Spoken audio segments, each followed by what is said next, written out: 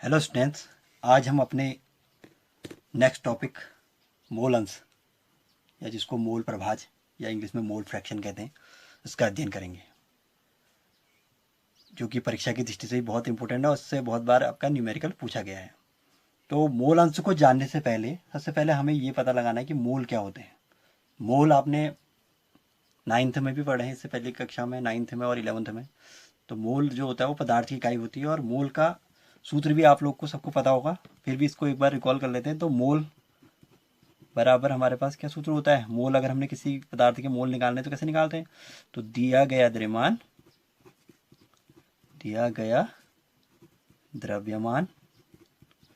बट्टे क्या होता है सूत्र, मोलर द्रव्यमान।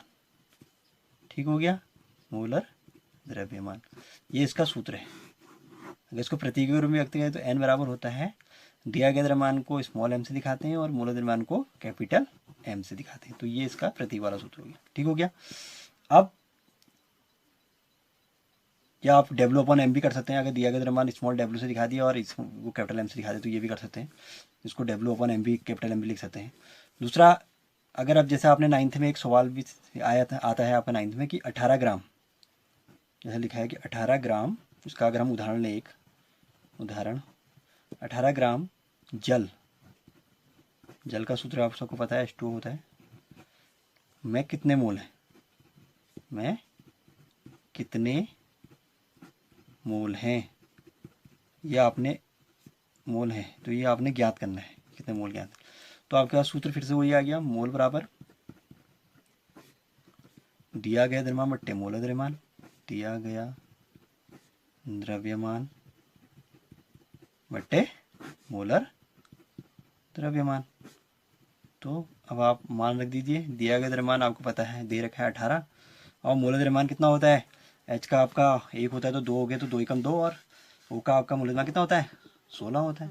तो 16 2 18, तो 18 तो ये आ गया 1 मोल। तो ये आंसर है।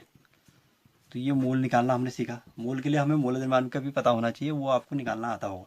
तो उसके बाद अब हम जो है अपने जो नेक्स्ट टॉपिक हमारा मोल अंश में आते हैं। तो इसकी जो परिभाषा डेफिनेशन क्या है, किसी विलयन में उपस्थित विलेय या विलायक के मोलों की संख्या तथा विलयन में उपस्थित संपूर्ण मोलों की संख्या के अनुपात को मोल अंश कहते हैं। जैसे हमने इसका, जैसे अगर इसके सूत्र का निगमन करें हम, तो यदि किसी विलयन में विलेय के मोलों की संख्या n तथा विलायक के मोलों की संख्या कैपिटल N हो तो विलयन के कुल मोलों की संख्या कितनी होगी, n अपॉन n होगी। तो अतः फिर हम क्या निकालेंगे इसमें, अब जैसे हमने इसके मोल अंश निकाले, अतः विलेय के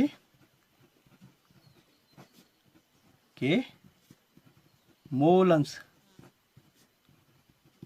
क्या हो जाएगा सूत्र अभी आपका, विलेय के मोल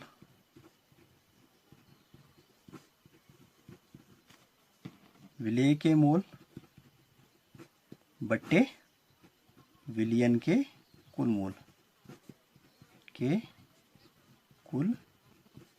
मोल। तो हमारा सूत्र क्या बन जाएगा, small n upon n plus n, ये हो गया। फिर उसके बाद ऐसे ही अगर हम दूसरा निकालें, विलायक के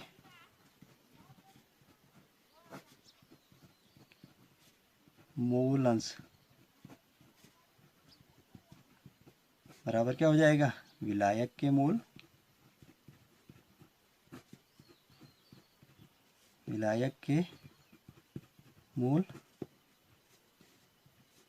बट्टे विलयन के कुल मोल।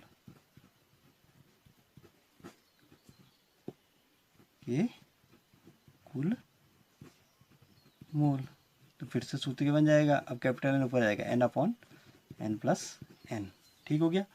अब आपको एक चीज़ और याद रखनी है कि विलेय के मोल अंश प्लस विलायक के मोल अंश बराबर 1 आना चाहिए। मतलब आप आंसर के इसमें उत्तर की जांच भी कर सकते हैं कि विलेय के मोल अंश मतलब कि विलेय के मोल अंश प्लस विलायक के मोल अंश बराबर क्या आ जाएगा, 1 आना चाहिए, ये उत्तर की जांच होगी। और ऐसा भी कर सकते हैं कि आपने अगर विलेय के मूल अंश निकाल दिए, अगर विलायक के निकालने हैं तो 1 में से घटा दीजिए उसको, तो वो भी आपका निकल जाएगा। मतलब हम इसको कहते हैं कि फ्रैक्शन से दिखाते हैं, फ्रैक्शन विलेय प्लस फ्रैक्शन विलायक इक्वल टू क्या आना चाहिए, 1 आना चाहिए। ठीक हो गया। तो इसका जो आंसर है वो 1 आना चाहिए, मतलब विलेय के मूल और विलायक के मूल अंश का योग 1 आना चाहिए। ये आपके उत्तर की जांच के लिए हम इसको कर सकते हैं। अब इसी से जैसे हमने ये किया, तो अब हम इसमें एक न्यूमेरिकल लेंगे जो कि एनसीईआरटी की किताब में है और बहुत बार पूछा भी गया है। उस न्यूमेरिकल को अब हम हल करेंगे। अब मूल अंश को समझने के बाद हम उससे संबंधित एक न्यूमेरिकल अंकित प्रश्न को हल करते हैं, जो कि एनसीईआरटी की किताब में पूछा गया है और परीक्षा की दृष्टि से भी इम्पोर्टेंट है। तो सवाल है, एथिलीन ग्लाइकोल C2H6O2 के मोल अंश की गणना करो यदि विलियन में C2H6O2 का 20% द्रव्यमान उपस्थित हो। जब भी हमें प्रतिशत में या परसेंटेज में दिया रहता है तो हम बिलियन 100 का मान लेते हैं। तो हम इसके हम लिखेंगे माना, इसको हल करेंगे तो माना विलियन का द्रव्यमान बराबर कितना मान लेंगे, 100 ग्राम, क्योंकि परसेंटेज में तो 100 हो जाएगा। तो माना विलियन का द्रव्यमान 100 ग्राम हो गया। अब हम अगर विलियन का द्रव्यमान 100 है तो एथिलीन ग्लाइकोल का कितना हो जाएगा, 20। तो एथिलीन ग्लाइकोल का द्रव्यमान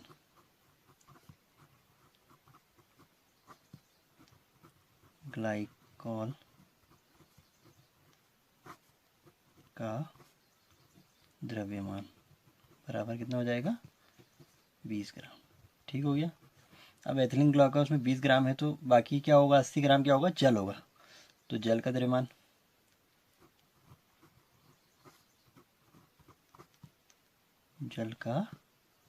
द्रव्यमान बराबर कितना हो जाएगा, 100 माइनस 20, क्योंकि विलायक उसमें जल है, विलेय आपका एथिलीन ग्लाइकोल है, तो 80 ग्राम आ गया। टोटल विलियन 100 का हो गया। ठीक हो गया। उसके बाद हम निकालेंगे एथिलीन ग्लाइकोल का मोल द्रव्यमान।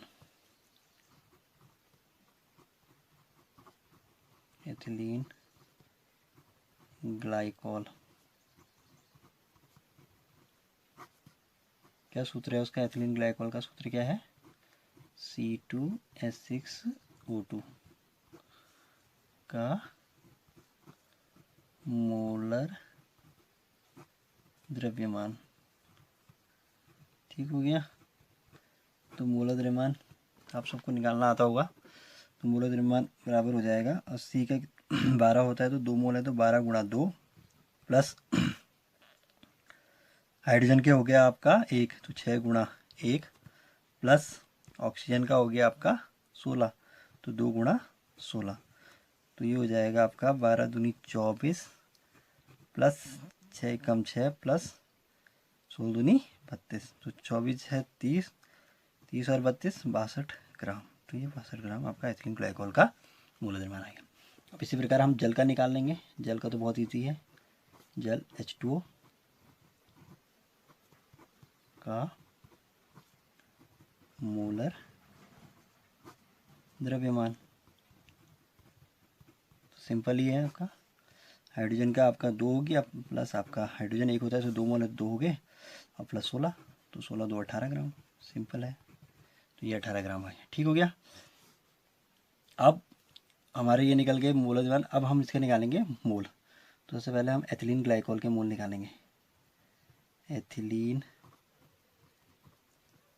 ग्लाइकोल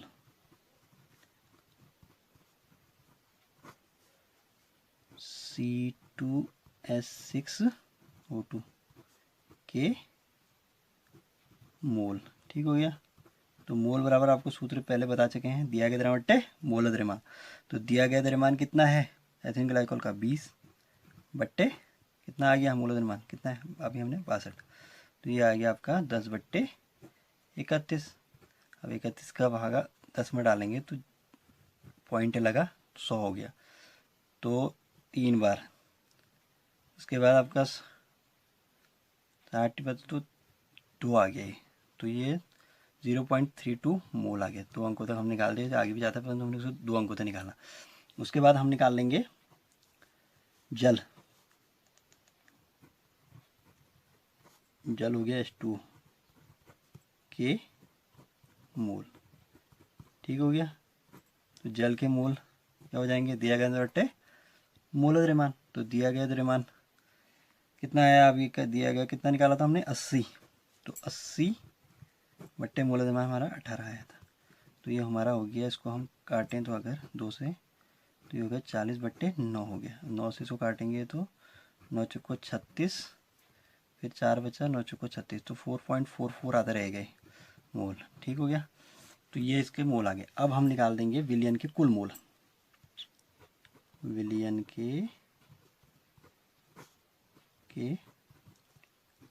कुल मोल, ठीक हो गया, विलयन के कुल मोल। तो दोनों को जोड़ देंगे, विलय प्लस फ्लैग, विलय आपका ये है, विलायक आपका ये है, तो ये हो जाएगा आपका 0.32 प्लस 4.44, तो ये आ गया आपका 4.76 मोल, टोटल मोल ये आ गया, ठीक हो गया। अब उसके बाद हम निकालेंगे एथिलीन ग्लाइकोल के मोल अंश। तो एथिलीन ग्लाइकोल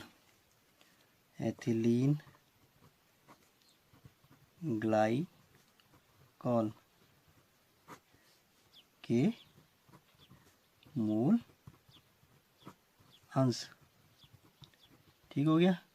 तो ये हो जाएगा फ्रैक्शन C2H6O2। तो सूत्र क्या बन जाएगा, एथिलीन ग्लाइकोल के मोल बट्टे कुल मोल। तो एथिलीन ग्लाइकोल के मोल कितना है 0.32 बट्टे कुल मोल कितना है 4.76। तो अब इसको हम काटेंगे तो पॉइंट से पॉइंट कैंसिल हो गया, तो ये आ गया 32.32/476।